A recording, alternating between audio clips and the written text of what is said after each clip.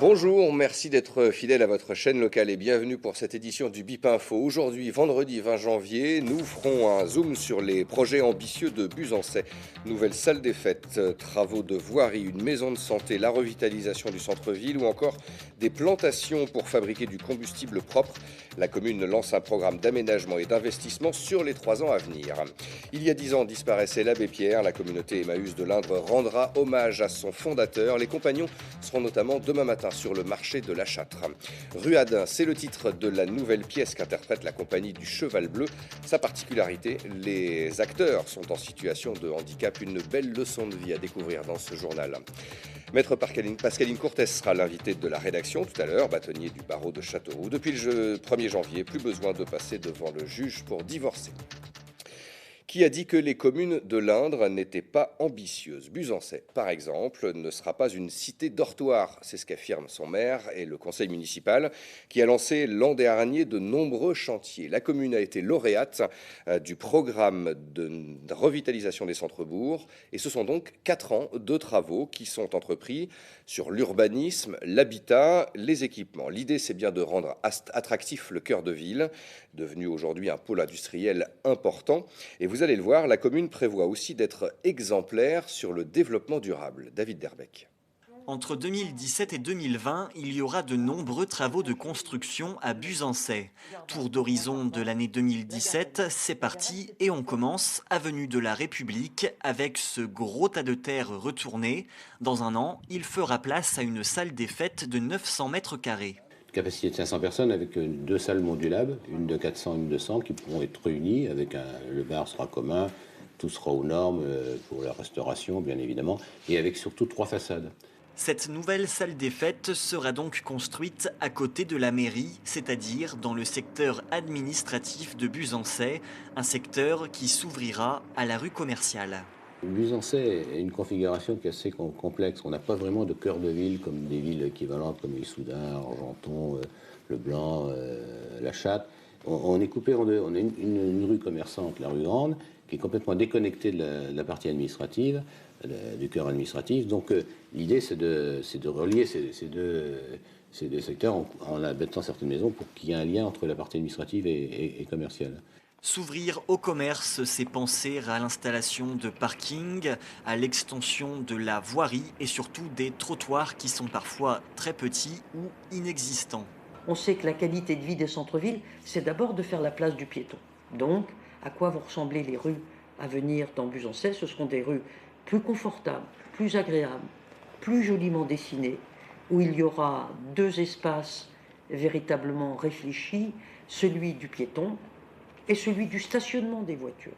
On sait très bien que le commerce peut être aidé lorsqu'il y a des capacités de stationnement proches des commerces. À cela s'ajoute la construction d'une maison de santé pluridisciplinaire. Elle sera située dans le quartier du Landais. 14 professionnels de santé sont déjà attendus. L'actuel laboratoire d'analyse médicale construira avec ses propres fonds un nouveau bâtiment à côté de cette maison. La condition nécessaire pour faire venir de nouveaux professionnels de santé, des médecins notamment, c'est d'avoir une maison de santé pluridisciplinaire. Mais si on n'a plus de médecins, les gens ne resteront plus ici, donc c'est vital. Revitaliser le centre-ville, c'est aussi améliorer son habitat. Les candidatures de 53 communes françaises, dont celle de Buzancais, ont été retenues par l'État. Des subventions seront apportées aux propriétaires souhaitant faire des travaux de rénovation ou de réhabilitation de leur logement. S'il y a autour de 18 000 euros de travaux, il peut y avoir autour de 9 000 euros de subventions. Plus globalement, la totalité de l'urbanisme sera étudiée. En effet, Buzancais doit définir un PLU, c'est-à-dire un plan local d'urbanisme. Il s'agit d'un document qui planifie pour les 10 ans à venir comment seront utilisés les sols, c'est-à-dire quels travaux ferons-nous, où, pourquoi et comment. Les Buzancéens sont vivement invités à prendre part à ce projet. Leur maire évoque la notion de démocratie participative. Il faut l'adhésion de la population. Si on n'a pas l'adhésion de la population, c'est pas la peine de continuer des projets. Pour finir, un impressionnant projet concerne l'environnement. Concrètement, que va-t-il se passer? C'est simple, la municipalité va imposer une agriculture naturelle le long de la zone de captage des eaux. Les agriculteurs y cultiveront de l'herbe à l'éléphant, c'est une herbe africaine. Une fois récoltée, cette herbe sera achetée, elle sera broyée, transformée en un combustible et sera valorisée en énergie de chauffage.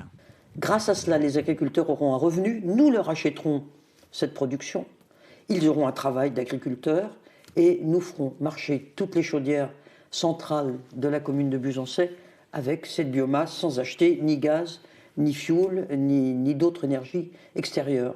Cette liste de projets n'est pas exhaustive. L'économie, le sport et la culture figurent aussi parmi les vœux de Régis Blanchet pour 2017. Pour toute information détaillée, chacun peut se rapprocher des services de la mairie. À Châteauroux, les start-upers présentent leurs projets depuis quelques minutes. C'est des projets de start-up dans tous les domaines. C'est le premier week-end du genre dans le département. Ils sont une cinquantaine. Alors seule une dizaine d'entre eux sera sélectionnée par un jury et aura 54 heures pour développer leur concept, encadré par des professionnels. Ça se passe à HEI sur l'éco-campus Balzan. Nous y serons. Ce n'est pas une compagnie de théâtre comme les autres. La compagnie du Cheval Bleu a vu le jour l'an dernier dans la mouvance de Andiard, vous savez, ce grand festival culturel initié à la MLC de Belle-Île. Les acteurs sont résidents de foyers d'accueil, de CAT. Ils en sont déjà à leur deuxième spectacle. Il est intitulé Ruade, inspiré de l'univers de Louis Calafert, avec Victor comme metteur en scène, qui permettent à ces personnes en situation de handicap de jouer la comédie, de se surpasser. Certains sont étonnamment très à l'aise. Une belle leçon de vie à découvrir vendredi prochain à la salle Gaston Coutet. Philippe Rioux a assisté à l'une de leurs dernières représentations.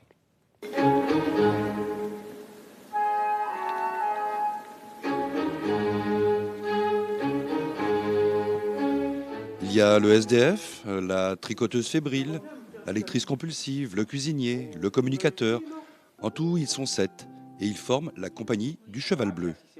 Le Cheval Bleu, c'est un mouvement antipsychiatrique qui vient des années 60 d'Italie, où à un moment donné, à l'époque, à une certaine époque, et d'ailleurs en Europe, on enfermait ce qu'on appelait le fou.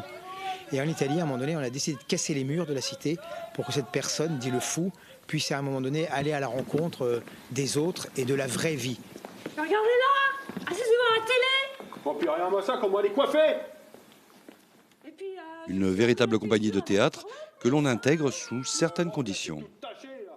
On essaie de jouer la démocratie au maximum. Donc chaque membre qui rejoint la compagnie est un membre coopté par l'ensemble des participants. Voilà, c'est aussi une des règles de la compagnie.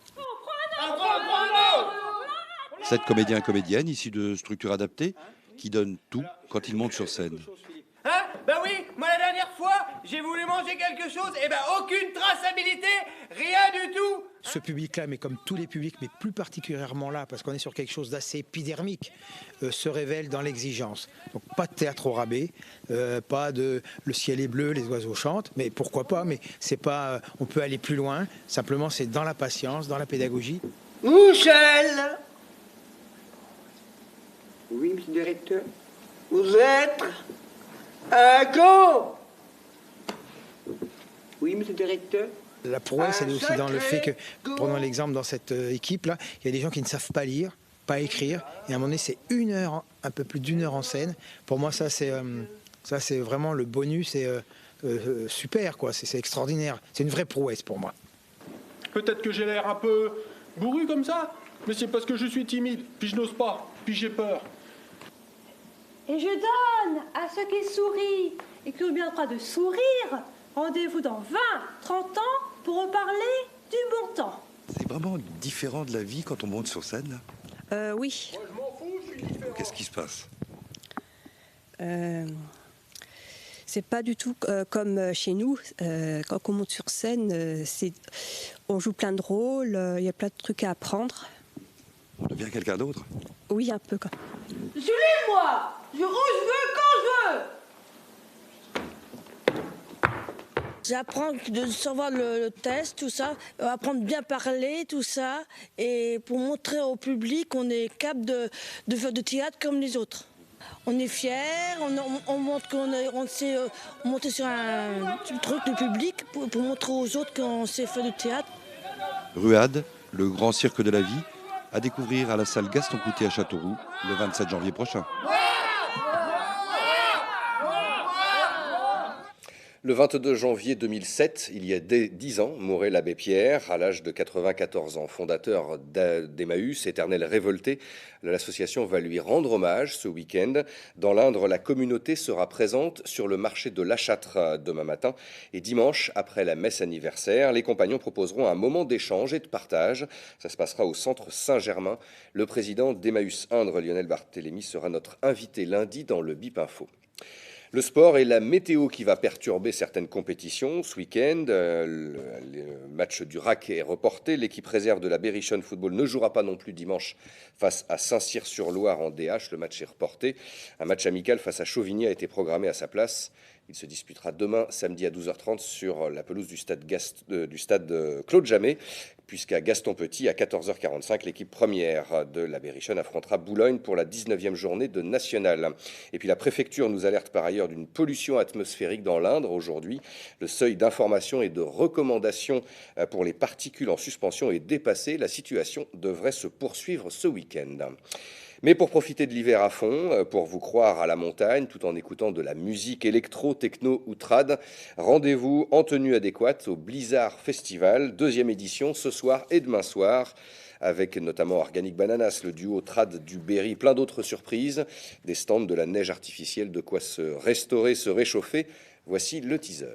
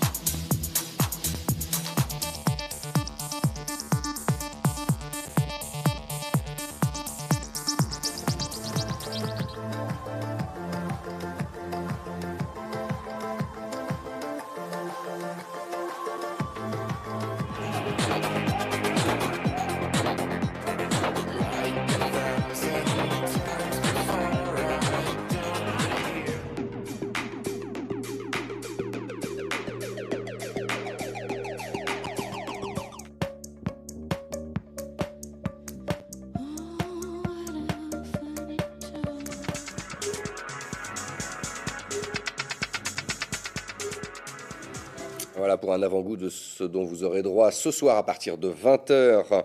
Esplanade d'Equinox à Châteauroux. Entrée de la place est 9 €. Et demain, toujours à partir de 20h, les billets seront en vente sur place à 23 €. Deuxième partie de cette édition, nous accueillons l'invité de la rédaction. Aujourd'hui, maître Pascaline Cortés, bâtonnier du barreau de Châteauroux.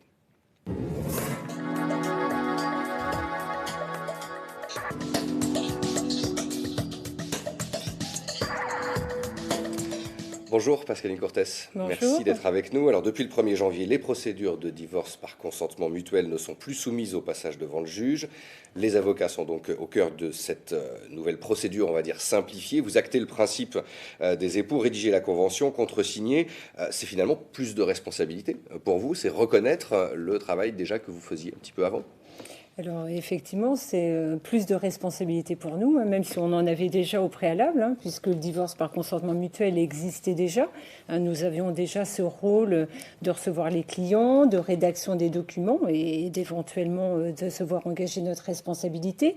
La grande différence, c'est qu'avant, une fois que nous avions reçu les justiciables, que nous avions rédigé ces documents, c'était une espèce de contrat, mais ce contrat, on le soumettait à l'homologation du juge aux affaires familiales. Donc il y avait un double contrôle, alors qu'à présent, il n'y aura plus de double contrôle. Donc votre convention fera force de loi, comme on dit ? Tout à fait, elle fera force de loi. Et ce qui est assez exceptionnel, c'est qu'en fait, on reconnaît une grande portée à l'acte d'avocat.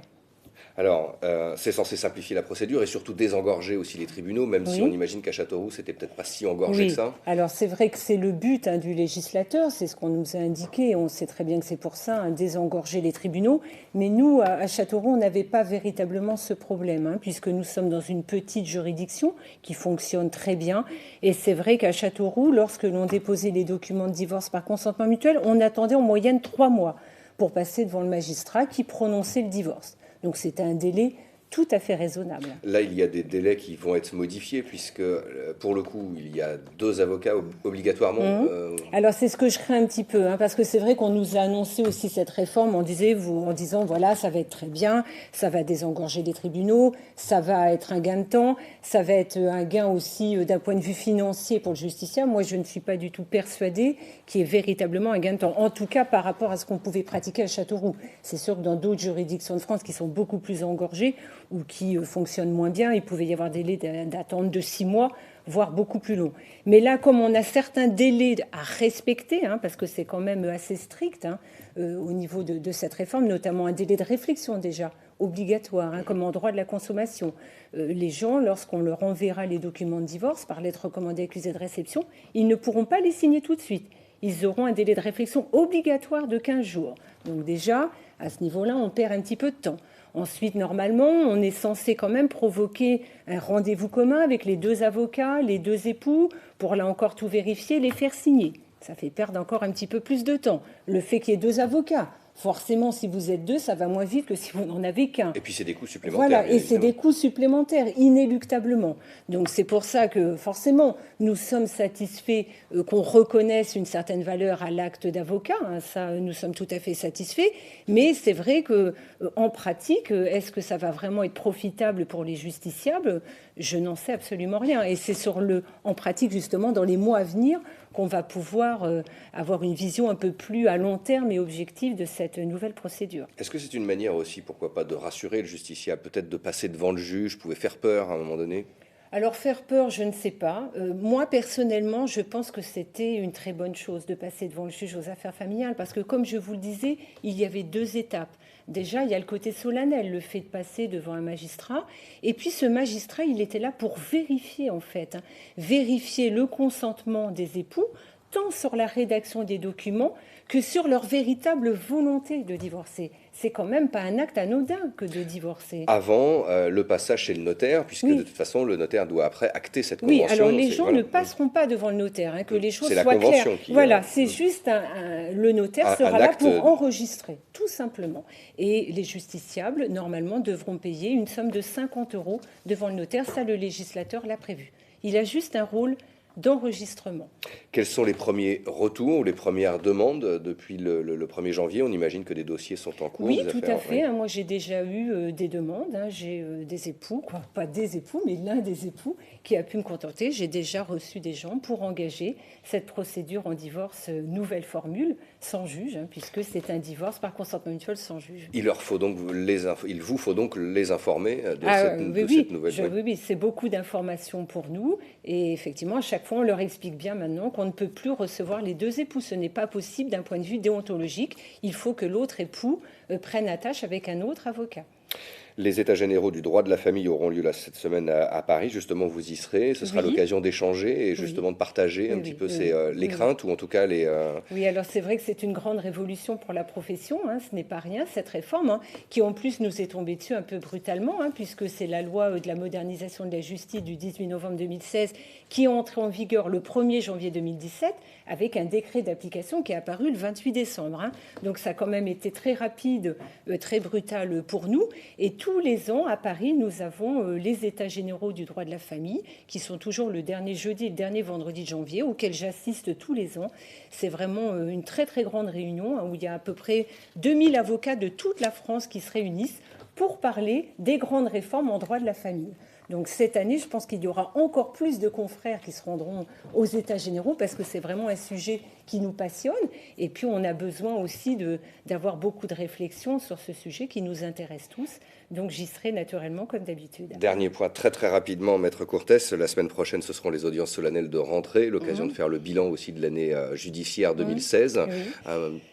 Quel bilan faites-vous très rapidement, si on peut? Très rapidement, écoutez, nous à Châteauroux, c'est plutôt un bilan positif. Je veux dire, tout se passe bien au sein de notre barreau. Et puis, avec également le président du tribunal de grande instance Châteauroux et madame le procureur, nous avons quelques sujets, notamment sur les extractions, dont on avait pu parler.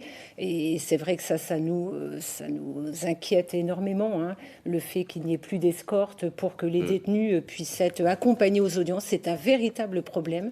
Et le président s'en est déjà ému. Et en tant que bâtonnier, je suis tout à fait d'accord avec lui sur le fait que c'est inadmissible et que les gens doivent être présents, qu'ils soient détenus ou pas, pour pouvoir qu'on puisse, nous avocats, assurer leur défense dans de bonnes conditions. Nous y reviendrons en fin de semaine sur BIP TV. Merci beaucoup, Maître Pascaline Cortez, d'être venu nous avoir aujourd'hui. C'est la fin de cette édition. À suivre la météo pour demain. Week-end en Berry avec Philippe Rio qui s'intéresse aux fêtes de la Saint-Vincent ce week-end. Et puis, Parole de femme, Maëlys de Kerangal. Très bonne soirée, excellent week-end. Merci de votre fidélité. À lundi, 18h30.